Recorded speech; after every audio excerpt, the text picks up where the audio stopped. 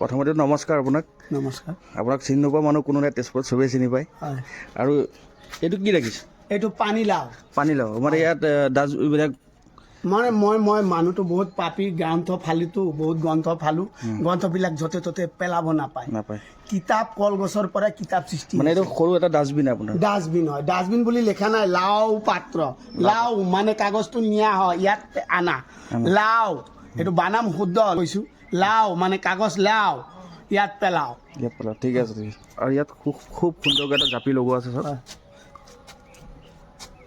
আৰু তেওঁৰ ছেটআপটো চাবচোন কি ধুনীয়াকৈ। এইটো অলপ ঘটি ন? হয়, এইটো ঘটি।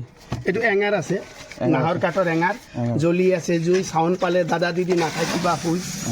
আৰু এইটো কি দিয়া থাকে মানে? মুড়ি, চিৰা, কৰ্ণফ্লাৱাৰ, বাদাম, অকণ কেতিয়াবা ভুজিয়াও লগাওঁ।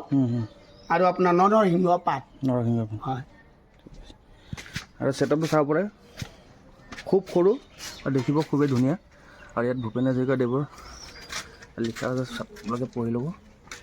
মই আহিছোঁ হত শহীদৰ সপোনক লৈ, বাট ঘাট পাহাৰ পাৰ হৈ, অসমে আজি প্ৰকৃতিৰ গান শুনামেই বুলি আহিছোঁ মই। সকলোৱে জানে হিন্দুৰৰ কাহিনী, সকলোৱে জানে যিটো আমাৰ মই সপোনত দেখা পাওঁ, মই তাক লৈ চলোঁ। আৰু জুবিন মোৰ প্ৰাণ, জুবিন হৈছে জীৱন, জুবিনৰ নাই অহংকাৰ। জুবিনক মই বিৰাট ভাল পাওঁ। মই তাৰ বিনিময় কি দিব লাগে নালাগে মই নাজানো, কিন্তু জুবিনক মোৰ নিচিনা ভাল পোৱা মানুহ বোধহয় মোতকৈ বেছি আছে, কিন্তু তাৰ আৰু মৰম লাগে, সেইকাৰণে মই গতি গৰম।